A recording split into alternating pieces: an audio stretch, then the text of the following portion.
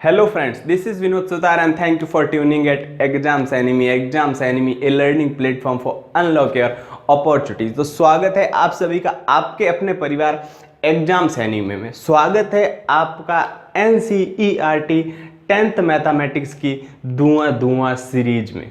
तो चलिए, पिछले लेक्चर में हमने चैप्टर नंबर 3 यानी कि इस हमारे सीरीज का कोर्स का चैप्टर नंबर 3 हमने स्टार्ट किया था, pair of linear equations in 2 variables.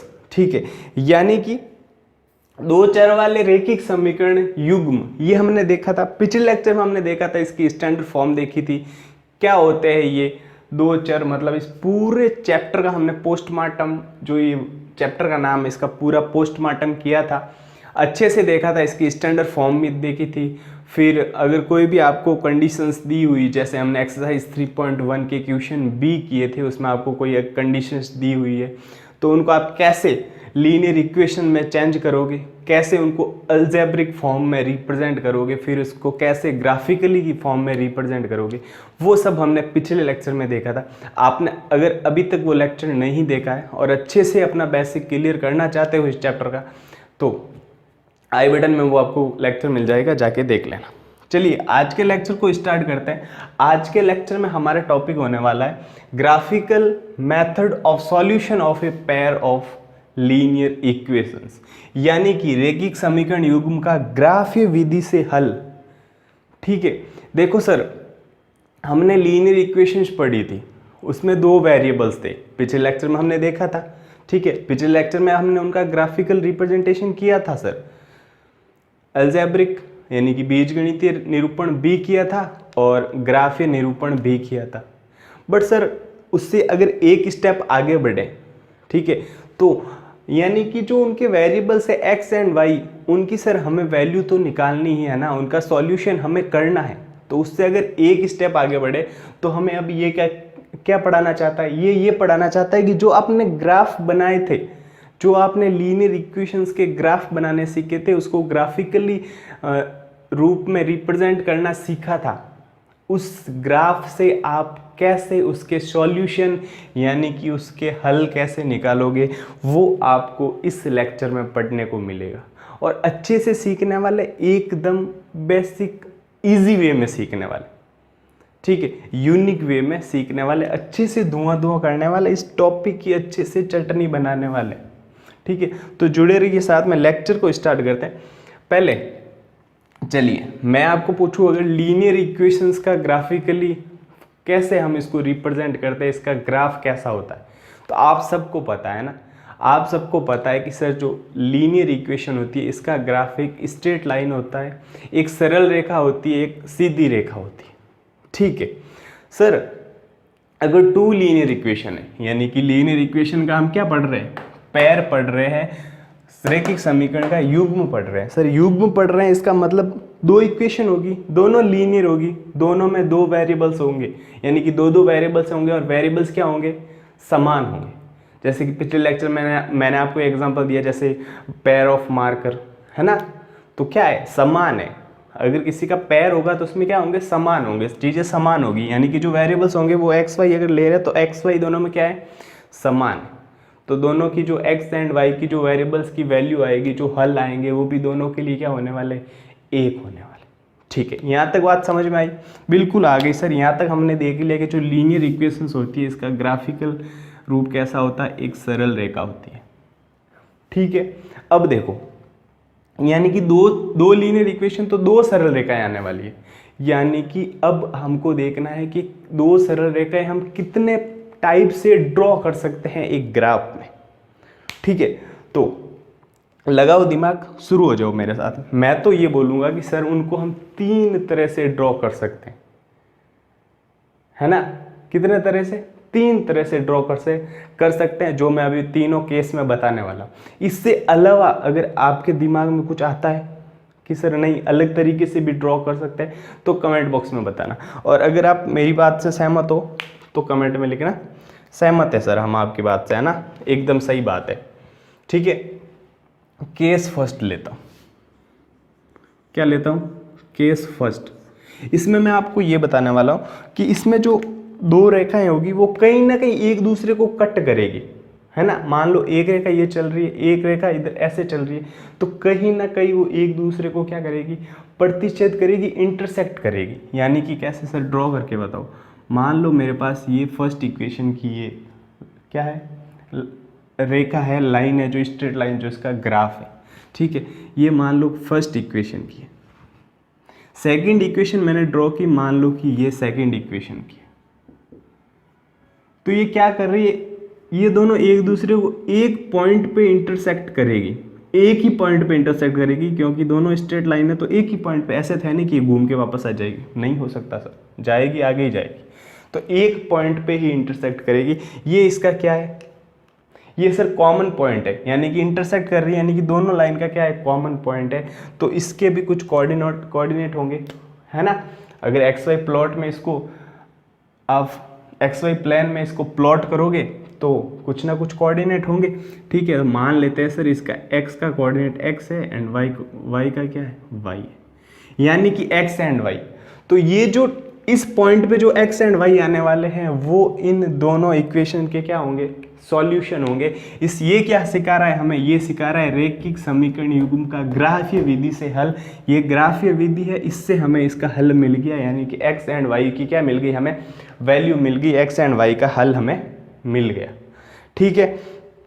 Sir इसको क्या बोलेंगे वो बताइए, इसको हम क्या बोलेंगे, इसको बोलेंगे इंटरसेक्टिंग लाइन, है ना। क्या बोलेंगे,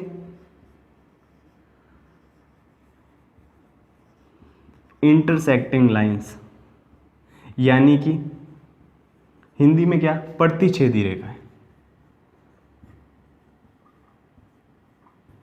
ये क्या हो गई, प्रतिच्छेदी रेखाएं हो गई सर, ठीक है। प्रतिच्छेद तो कर रही है एक दूसरे को, तो क्या हो गई, प्रतिच्छेदी रेखाएं हो गई, ठीक है। सर इनके इसके कितने सॉल्यूशन होंगे, कितने हल होंगे इनके, तो मैं बोलूँगा इसका सिर्फ एक सॉल्यूशन होगा, यानी कि वन सॉल्यूशन होगा इसका, क्योंकि एक ही जगह पे क्या करने वाली है, इंटरसेक्ट करने वाली है, एक दूसरे को काटने वाली है। तो कितने हल होंगे, सॉल्यूशन कितना होगा, वन सॉल्यूशन होगा इसका, ठीक है। यानी कि एक हल होगा, केवल एक हल।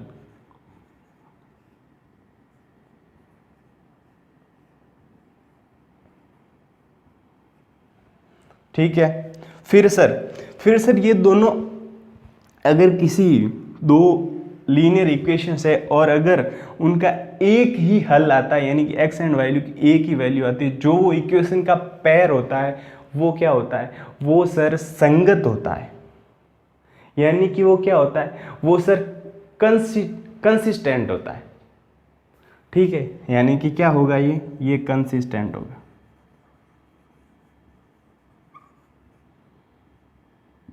यानी कि क्या होगा, संगत युग्म होगा, कंसिस्टेंट पेयर होगा।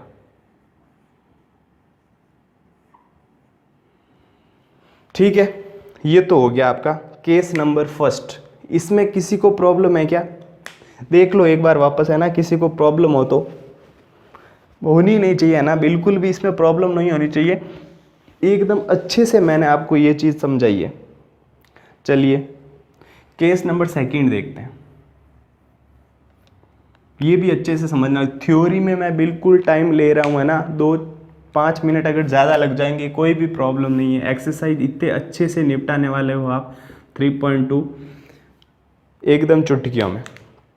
चलिए केस 2 देखते हैं। केस 2 में ये देखो सर, इसमें अगर इंटरसेक्ट कर रही है तो केस 2 वो ले लो ना कि जिसमें इंटरसेक्ट नहीं करेगी, है ना। अगर दो रेखाएं एक दूसरे को नहीं काटेगी तो वो क्या होगी, वो दोनों एक दूसरे के पैरेलल होगी, यानी कि समानांतर में चलती रहेगी। एक फिक्स क्या होगी, उसके बीच में डिस्टेंस होगी और वो क्या होगी, पैरेलल होगी। ठीक है सर, बना दो। मान लो ये एक रेखा चल रही है, ठीक है। ये मान लो फर्स्ट क्या हो गई, फर्स्ट लीनियर इक्वेशन का क्या हो गया, ग्राफिकल रिप्रेजेंटेशन हो गया। सेकंड लीनियर इक्वेशन का ग्राफिकल रिप्रेजेंटेशन सर ये हो गया, ये सेकंड का हो गया।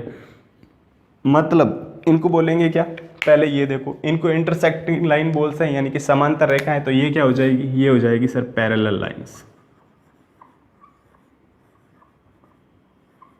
यानी कि समांतर रेखाएं। ठीक है, फिर सर इनका वन सॉल्यूशन आया, यानी कि इनका ओनली क्या होगा, वन सॉल्यूशन होगा, केवल एक हल आने वाला है। इसका कितना हल आएगा सर? सर हमने तो ये देखा है कि इसमें जो कॉमन पॉइंट्स होंगे, यानी कि जो सार्वनिष्ठ बिंदु होंगे, जो इनके कॉमन पॉइंट्स होंगे, उतने क्या होंगे, हल होंगे। इसमें एक कॉमन पॉइंट्स था, एक जगह कट कर रही थी, ये तो सर इसमें कोई कॉमन पॉइंट नहीं होने वाला।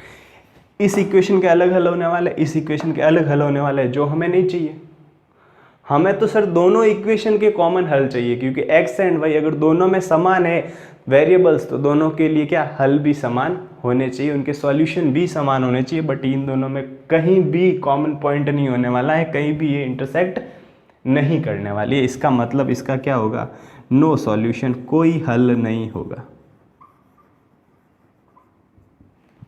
ठीक है, यानी कि कोई हल नहीं।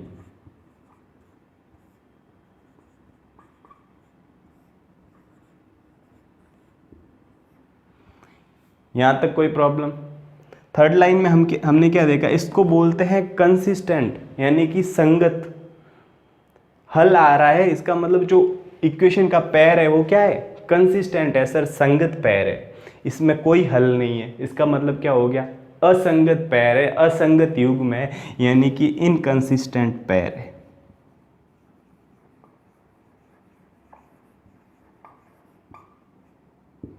क्या है, इनकंसिस्टेंट पैर, यानी कि असंगत युग्म।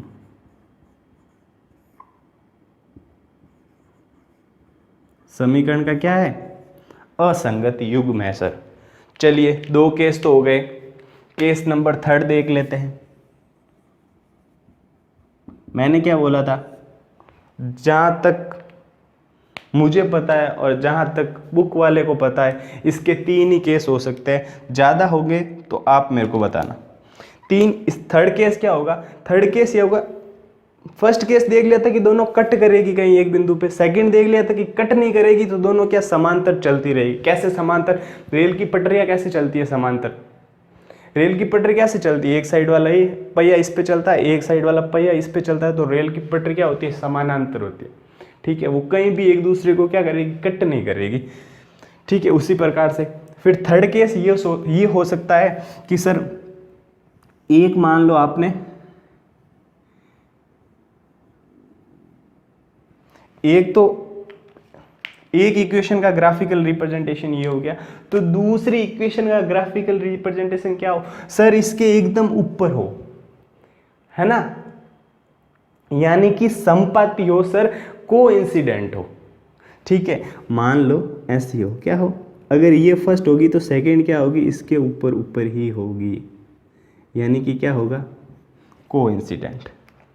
ठीक है, यानी कि मैंने जो ब्लू मार्कर से बनाई थी वो थी मेरी इक्वेशन नंबर फर्स्ट का ग्राफिकल रिप्रेजेंटेशन, और जो ब्लैक मार्कर से है वो इक्वेशन नंबर सेकेंड का ग्राफिकल रिप्रेजेंटेशन। ठीक है, अब देखिए इसको क्या बोलेंगे, इसको सर संपाती बोलेंगे लाइंस, यानी कि coincident lines.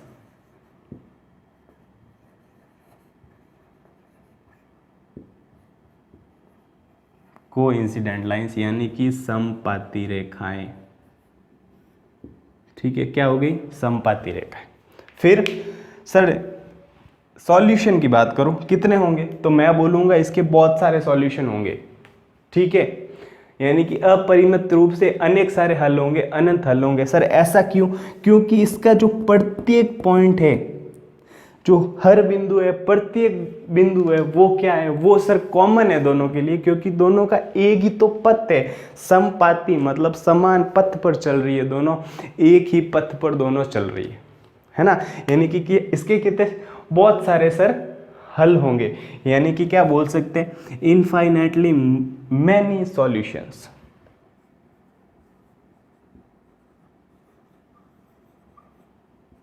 Infinitely many solutions,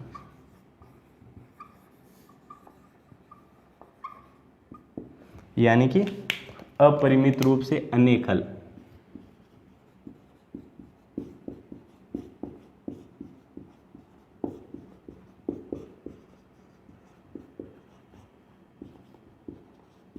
ठीक है, यहाँ तक कोई प्रॉब्लम नहीं है सर। अब बताओ सर, ये संगत होगी या असंगत होगी? ठीक है, यानी कि कंसिस्टेंट होगी या अनकंसिस्टेंट पैर होंगे? तो मैं बोलूँगा ये डिपेंडेंट पैर होंगे। क्या होंगे? जब बहुत सारे हल होते हैं किन्हीं दो इक्वेशंस के, तो वो क्या होती है, वो डिपेंडेंट होती है, यानी कि आश्रित बोलते हैं शायद, है ना, आश्रित युग्म होगा, है ना। और जो इंडिपेंडेंट पैर्स होते हैं वो क्या होते हैं सर, वो कंसिस्टेंट पैर होते हैं, यानी कि संगत होते हैं। यानी कि ये लिख सकता हूं मैं, इंडिपेंडेंट पैर, या फिर कोष्टक में क्या लिख सकते हैं, कंसिस्टेंट पैर ही होगा। ठीक है, यानी कि आश्रित, या इसको क्या बोल सकते हैं, संगत युग्म। चलिए, ये तो हो गए आपके 3 केस। ये 3 केस हो सकते हैं। इस प्रकार से दो जो ये लीनियर इक्वेशन होगी, जो पेयर ऑफ लीनियर इक्वेशन का जो पेयर होगा, उसको इन 3 केस से 3 प्रकार से उसको ग्राफिकली रिप्रेजेंट कर सकते हैं। और इनको क्या क्या बोलते हैं, कितने सॉल्यूशन होंगे, ठीक है, जो इनका पेयर होगा लीनियर इक्वेशन का, उन पेयर को क्या बोलेंगे, वो सब कुछ हमने यहाँ पे डिस्कस कर लिया। ठीक है, ठीक है सर। ये तो फिर ये बात हो गई कि हमें पहले इनकी इक्वेशन बनानी पड़ेगी, फिर इनको ग्राफिकली रूप में रिप्रेजेंट करना होगा, फिर हम बता सकते हैं कि इसके कितने सॉल्यूशन होंगे, कितने सॉल्यूशन नहीं होंगे। ठीक है, या फिर इन लाइंस को क्या बोलेंगे, या फिर ये संगत युग्म है या असंगत युग्म है। इसके लिए सर इतना बड़ा प्रोसीजर चलेगा क्या?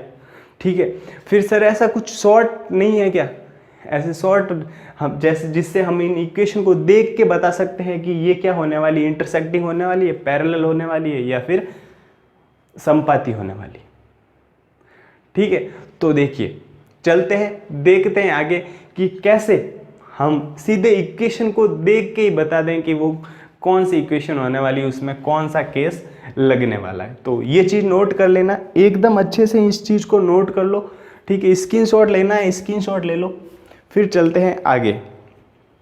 चलिए, तो है ना, आगे चलते हैं, देखते हैं कैसे इक्वेशन को देखते ही सीधे बता सकते हो आपकी ये कॉन्सेप्ट टाइप की, इसमें कौन सा केस लगने वाला है, कितने सॉल्यूशन होने वाले हैं, इन लाइंस को क्या बोलेंगे। ठीक है, कौन सा ये पेयर होने वाला है, युग्म, कौन सा युग्म होने वाला है ना। तो चलिए देखते हैं। फर्स्ट, पहले मैं स्टैंडर्ड फॉर्म तो लिख लूँ सर, स्टैंडर्ड फॉर्म तो लिख दो, इक्वेशन कैसे होने वाली है, जो हमने पिछले लेक्चर में देखी थी। हमारी लीनियर इक्वेशन की स्टैंडर्ड फॉर्म क्या होती है सर? स्टैंडर्ड फॉर्म होती है a1x plus b1y plus c1 बराबर 0, एंड दूसरी a2x plus b2y plus c2 बराबर 0। ठीक है, यहाँ पे देखना a1 a2 b1 b2 c1 and c2, ये सब क्या है? ये सब कॉफिशिएंट्स हैं, यानी कि ये क्या है? गुणांक है। ठीक है, यहाँ तक किसी को प्रॉब्लम? अब हम इन गुणांक में रिलेशन देखेंगे, है ना। गुणांक ये जो है, इन गुणांक के रिलेशन के आधार पर हम क्या करेंगे, सीधे ही इक्वेशन को देखते ही पहचान लेंगे कि ये किस प्रकार का ग्राफिकल रिप्रेजेंटेशन होने वाला है, कितने सॉल्यूशन इसमें होने वाले हैं।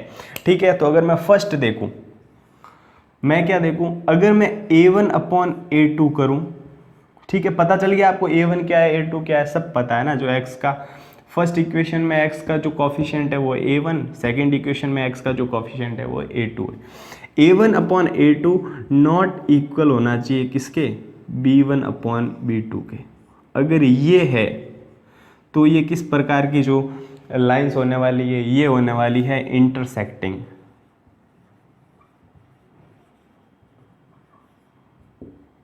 इंटरसेक्टिंग लाइंस, यानी कि प्रतिच्छेदी रेखाएं। अब आपको पता चल गया सर, प्रतिच्छेदी रेखा है, इसका मतलब एक सॉल्यूशन होगा, और ये क्या होगी? संगत युग्म होगा, यानी कि कंसिस्टेंट युग्म होगा। ठीक है, सेकंड बात करते हैं, अगर a1 अपॉन a2 बराबर है b1 अपॉन b2 के, ठीक है, अगर ये बराबर है तो आगे चलेंगे, फिर देखेंगे सर c1 अपॉन c2, ये अगर इसके बराबर नहीं है ठीक है, तो ये क्या होगी, तो सर ये जो होगी ये पैरेलल लाइंस होगी, यानी कि समांतर रेखाएं होगी।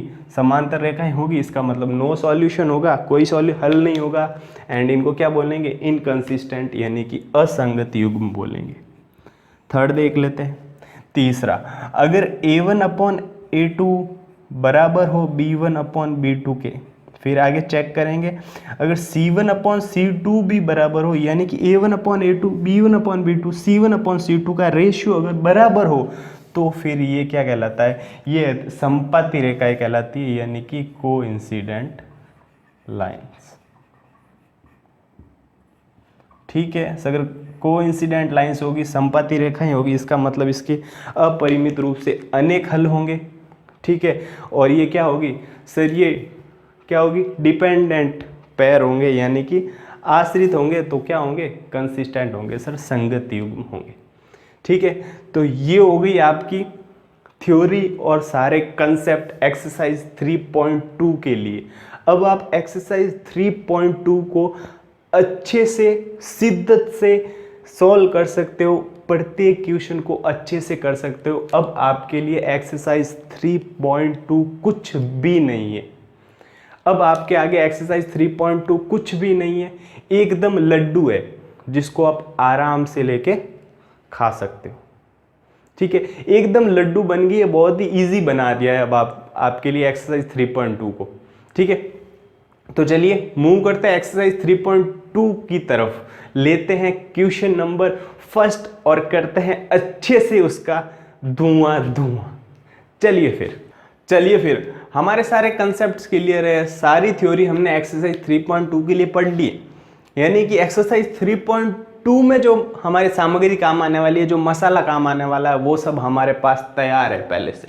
ठीक है, हमें सब कुछ पता है जो भी एक्सरसाइज 3.2 में काम आने वाला है। तो चलिए फिर वेट क्यों करते हैं, चलिए एक्सरसाइज 3.2 की तरफ मूव करते हैं और इसका क्वेश्चन नंबर फर्स्ट लेते हैं।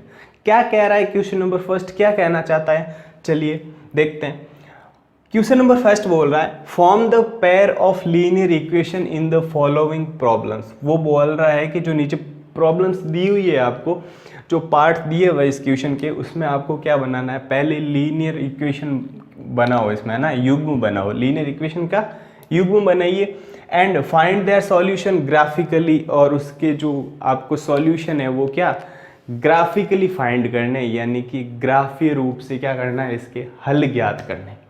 कर लेंगे सर, कोई प्रॉब्लम नहीं है।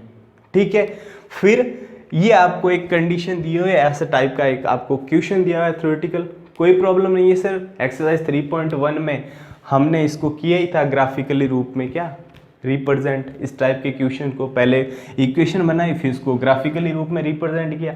अब यही तो करना है। अब हमें पता चल गया कि जो हम ग्राफिकली रूप में रिप्रेजेंट करते हैं उसमें हमको पता चल गया कि अगर वो दोनों लाइंस किस प्रकार से कट करेगी, या पैरेलल होगी या फिर संपाती होगी, उस टाइप से, उस हिसाब से हम इसके क्या सॉल्यूशन भी बता देंगे। कोई प्रॉब्लम नहीं है सर। चलिए फिर इंतजार किस बात का, चलते इसका पार्ट नंबर फर्स्ट मैं करवाता हूँ। एक और पार्ट है इसका, सेकंड पार्ट, वो आपको करना है।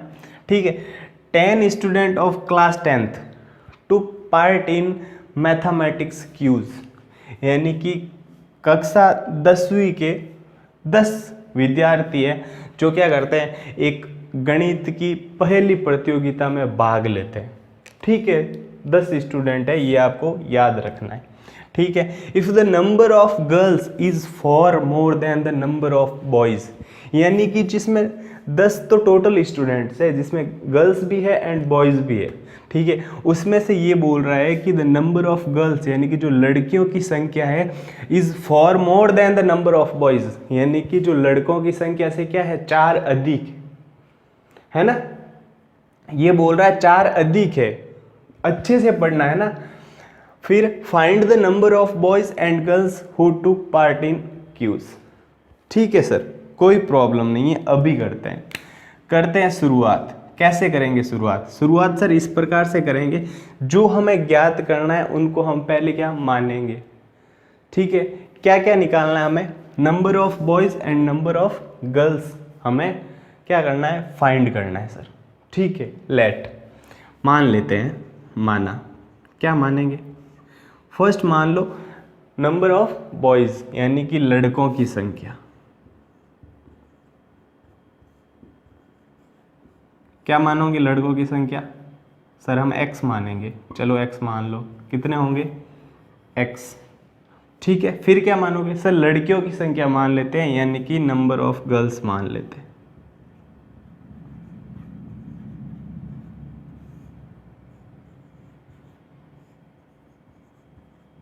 बहुत ही इजी होने वाला है ना। इस प्रकार से क्वेश्चन से आप डरते थे ना, इतने बड़े बड़े क्वेश्चन होते हैं, कुछ नहीं होते, यही सबसे इजी होते हैं। मान लो इसको y। ठीक है, चलो अकॉर्डिंग टू क्वेश्चन चलते हैं। अब हमने मान तो लिया, मानना हमारे 2 वेरिएबल्स मानने थे, हमने 2 वेरिएबल्स मान लिए। अब चलते हैं अकॉर्डिंग टू क्वेश्चन यानी कि प्रश्नानुसार। चलिए क्या बोल रहा है पर्सन। फर्स्ट लाइन ये बोल रहा है 10 student of class 10th took part in mathematics quiz, यानी कि 10 विद्यार्थी भाग ले रहे हैं। विद्यार्थी यानी कि उसमें लड़के भी आ गए और लड़कियों भी गर्ल्स भी आ गई, है ना। लड़के भी आ गए और लड़कियां भी उसमें आ गई, यानी कि टोटल विद्यार्थी है 10। यानी कि अगर मैं लड़के की संख्या को और लड़कियों की संख्या को अगर ऐड कर दूं तो वो टोटल 10 होनी चाहिए। प्रश्नानुसार हमारी फर्स्ट कंडीशन ये बनती है, यानी कि अकॉर्डिंग टू क्वेश्चन देखूं मैं तो x + y कितने होने चाहिए? सर 10 होने चाहिए। यही बन गई आपकी इक्वेशन नंबर फर्स्ट। ठीक है, ज़्यादा लोड नहीं लेना आपने, सीधे सीधे चलना है। जो क्वेश्चन बोल रहा है वो करते जाओ, मन से अपने कुछ नहीं करना है। मन से अगर किया तो फिर टफ हो जाएगा मामला, है ना, अटक जाओगे फिर। जो क्वेश्चन बोल रहा है वो करते जाओ। फर्स्ट क्वेश्चन के अनुसार ये बोला, हमने बना दिया। फिर वो बोल रहा है if the number of girls is for more than the number of boys. ये बोल रहा है कि जो लड़कियों की संख्या है वो लड़कों की संख्या से 4 अधिक है। यानी कि मान लेता हूँ लड़कियों की संख्या हमने क्या मानी थी? y। मैं क्या मान लेता हूँ, हमने पहले ही मान रखा है ना, y = x। ठीक है, अब देखो, अब क्या करना है, इस जो इक्वेशन है इसको संतुलित करना है, यानी कि बराबर के दोनों तरफ चीज़ें बराबर होनी चाहिए। वो बोल रहा है girls is for more than the number of boys, यानी कि वो बोल रहा है कि जो y है वो x से 4 अधिक है। यानी कि लड़कियों की संख्या क्या है? लड़कों से 4 अधिक है। 4 अधिक है, इसका मतलब आप y + 4 मत कर देना, ध्यान रखना। हमें इन दोनों को इक्वल करना है, यानी कि बराबर करना है। बराबर करना है, इसका मतलब y ये है, x क्या है? x सर 4 कम है, यानी कि लड़कों की संख्या लड़कियों से 4 कम है। तो अगर मैं लड़कों की संख्या में 4 ऐड करूंगा तो ये क्या होगी? लड़कियों की संख्या के बराबर होगी। ये चीज़ समझ में आई या नहीं आई? ये कंसेप्ट आपको समझना पड़ेगा, ठीक है। इतनी आपकी सोच होनी चाहिए, समझ होनी चाहिए, क्योंकि अपन क्या कर रहे हैं? बराबर कर रहे हैं, ठीक है। लड़कियों की संख्या 4 अधिक है, इसका मतलब मैं अगर लड़कों की संख्या में 4 जोड़ दूंगा तो ये दोनों क्या हो जाएंगे? बराबर हो जाएंगे, ठीक है। ये हो गई इक्वेशन नंबर 2। कुछ नहीं है, अब कर लो इसको ग्राफिकली रिप्रेजेंट कर लेंगे। सर अभी यहाँ से x निकाल लो, इक्वेशन नंबर फर्स्ट से सर x आ जाएगा, x = 10 - y। एंड यहाँ से x क्या आ जाएगा? सर यहाँ से x आ जाएगा, सेकेंड इक्वेशन से अगर देखूँ मैं तो यहाँ से x आ जाएगा y - 4। ठीक है, हो गया। चलिए फिर बनाइए ग्राफ। चलिए सर टेबल बनाइए, पहले दोनों इक्वेशन पढ़िए, दोनों के लिए 2 अलग अलग टेबल बना लो, कोई प्रॉब्लम नहीं है। x y ये इक्वेशन नंबर फर्स्ट के लिए हो गई, इक्वेशन नंबर सेकंड के लिए भी बना लो।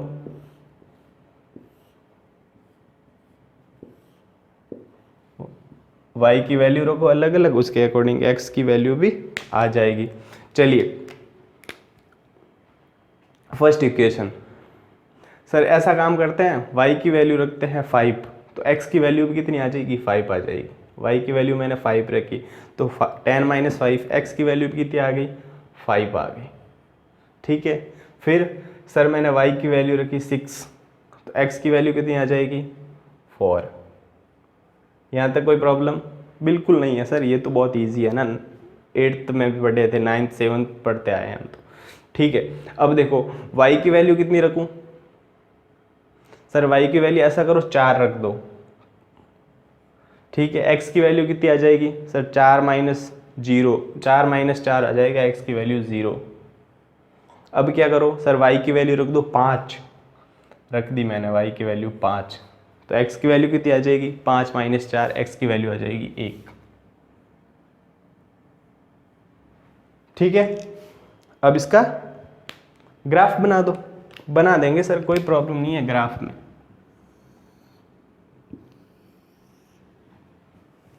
ठीक है,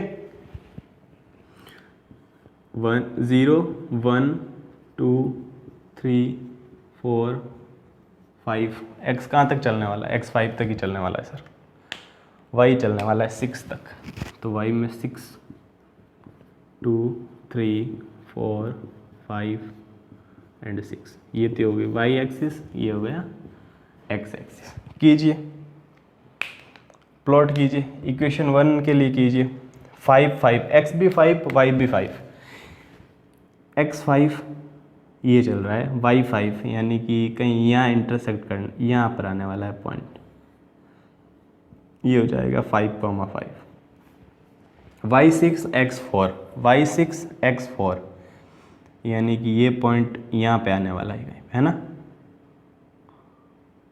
x 4 y 6 यानी कि 4,6।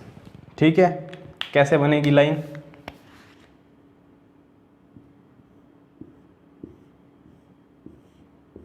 सर कुछ इस प्रकार से स्ट्रेट लाइन बनेगी। आपको ये ग्राफ में बनाना है, ग्राफ पेपर लेना है, फिर उसमें प्लॉट करना है, ताकि आप अच्छे से प्लॉट कर पाओगे, और कहाँ पे इंटरसेक्ट करेगी या नहीं करेगी, तो उस पॉइंट के जो x कोऑर्डिनेट होंगे और y कोऑर्डिनेट होंगे वो भी आप अच्छे से देख पाओगे, तब भी क्या इसका आंसर आएगा, इसका सॉल्यूशन आएगा। अब मैं तो आंसर तो बता नहीं पाऊंगा ना एकदम करेक्ट कि x की क्या वैल्यू होने वाली है, y की क्या वैल्यू होने वाली है, मेरे पास ग्राफ थोड़ी है, मैं तो एक रफ डायग्राम बना रहा हूँ। ठीक है, समझाने के लिए सेकेंड इक्वेशन के लिए बनाए x0 y4, x0 y4 यानी कि यहाँ पे 0,4, next x1 y5, x1 y5 यानी कि ये वाला पॉइंट। ठीक है, 1,5। अब देखिए ये ड्रॉ कीजिए, तो सर ये कुछ इस प्रकार की लाइन आने वाली है, ये और ये, यानी कि कहाँ पर इंटरसेक्ट किया सर, इस पॉइंट पे इन्होंने एक दूसरे से क्या किया है, इंटरसेक्ट किया है, यानी कि प्रतिच्छेद किया है। अब देखना, ये जो x की वैल्यू होगी, ये तो x का सॉल्यूशन होगा, और ये इधर जो y की वैल्यू होगी वो y का सॉल्यूशन होगा। क्या आएगा, एग्जैक्ट वैल्यू क्या आएगी वो मैं यहाँ पे तो बता नहीं सकता, क्योंकि मैंने रफ डायग्राम बनाया। आप जब ग्राफ में इसको प्लॉट करोगे तो जो x की वैल्यू आएगी वो x का सॉल्यूशन होगा, और जो y की वैल्यू आएगी वो y का सॉल्यूशन होगा। यहाँ तक किसी को प्रॉब्लम, बिल्कुल नहीं प्रॉब्लम है सर, ये हम अच्छे से ग्राफ में बनाएंगे और फिर वहाँ से अच्छे से एग्जैक्ट वैल्यू बताएंगे। ठीक है, कोई प्रॉब्लम नहीं है क्या, देखो कोई प्रॉब्लम नहीं होनी चाहिए ना यहाँ पे। ठीक है, देख लो यहाँ पे कुछ मैं अगर रफली आपको बताऊँ इक्वेशन को देख के, तो y तो 7 आने वाला है और x आने वाला है एग्जैक्ट 3। ठीक है, यानी कि ये 3,7 आने वाला है, यानी कि लड़कों की संख्या तो आने वाली है 3 और लड़कियों की संख्या आने वाली है 7। फिर आप वापस चेक भी कर सकते हो, 3 + 7 करो तो 10 आएगा। ठीक है, लड़कियों की संख्या 7 है, लड़कों की 3 है, यानी कि लड़कियों की संख्या क्या है, लड़कों से 4 अधिक है, यही तो बोल रहा है सेकंड लाइन में। ठीक है, तो ये हो गया आपका क्वेश्चन नंबर फर्स्ट। इसका पार्ट सेकंड आपको करना है। ठीक है, इसका पार्ट सेकंड कर लेना अच्छे से आप पार्ट सेकंड कर सकते हो। ठीक है, बाकी के क्वेश्चन नेक्स्ट लेक्चर में करेंगे, जो अगला लेक्चर आने वाला है उसमें हम एक्सरसाइज 3.2 के बाकी के बचे हुए क्वेश्चन भी कर लेंगे और एक्सरसाइज 3.2 को क्या कर लेंगे, कंप्लीट कर लेंगे। ठीक है, तो इस लेक्चर में इतना ही। अगर लेक्चर पसंद आया तो लाइक कर देना, कमेंट अच्छा बुरा जो भी आप कहना चाहते हो वो कमेंट कर देना, अच्छी लगी क्लास या नहीं लगी या अच्छी नहीं लगी वो बता देना, अपने फ्रेंड के साथ शेयर कर देना, चैनल को जरूर सब्सक्राइब कर देना। ठीक है, जितने भी सोशल मीडिया हैंडल्स हैं वो आपको डिस्क्रिप्शन में मिल जाएंगे, वहाँ पे ज़रूर फॉलो कर लेना, चैनल को सब्सक्राइब कर लेना, फ्रेंड के साथ शेयर कर देना, बोल देना कि अच्छे से एनसीईआरटी 10th मैथमेटिक्स का धुआं हो रहा है और हम क्या चल रहे हैं, टारगेट लेकर चल रहे हैं 100 आउट ऑफ 100 का।